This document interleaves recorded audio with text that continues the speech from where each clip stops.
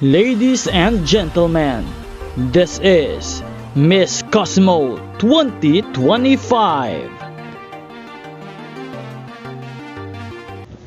Magandang araw Pilipinas. Look, history is made sa Miss Cosmo 2025. Isang napakahalagang yugto sa kasaysayan ng pageantry ang ating nasaksihan ngayong gabi sa Vietnam. Dating Miss International Queen 2023, si Solange de Care mula sa Netherlands ay opisyal na pumasok sa Miss Cosmo pageant bilang kauna-unahang transgender woman na sasabak sa kompetisyong ito. Isa itong makasaysayang hakbang na sumasalamin sa tunay na diwa ng modernong pageantry, inclusivity, diversity at empowerment. Ang paglahok ni Solange ay hindi lamang tungkol sa corona.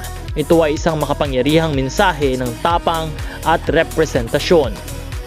Hindi lamang para sa LGBTQIA+ community, kundi para sa lahat ng nangangarap na masira ang mga limitasyon sa lipunan.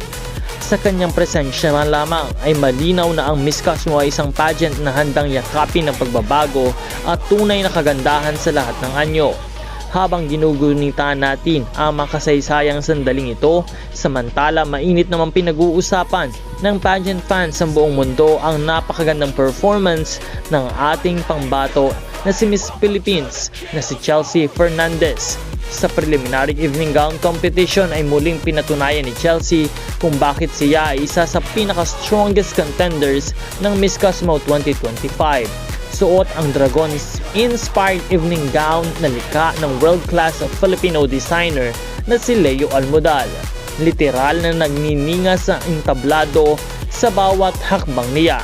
Ang gown ay hindi lamang basta maganda, ito ay isang obra maestra mula sa hand-embroidered dragon scales, crystal accents na tila apoy, hanggang sa makapangyarihang dragon crest na nakapwesto sa puso ng disenyo.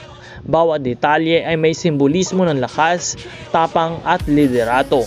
At habang rumarampa si Chelsea ay ramdam ang kanyang kumpiyansa at elegance. Kaya naman patuloy nating suportahan ang ating pambato sa kanyang laban sa Miss Cosmo 2025 hanggang Grand Finale. Patuloy din na mag-subscribe sa channel na ito dahil patuloy tayong magbibigay ng mga bagong balita at updates. Maraming salamat sa panonood.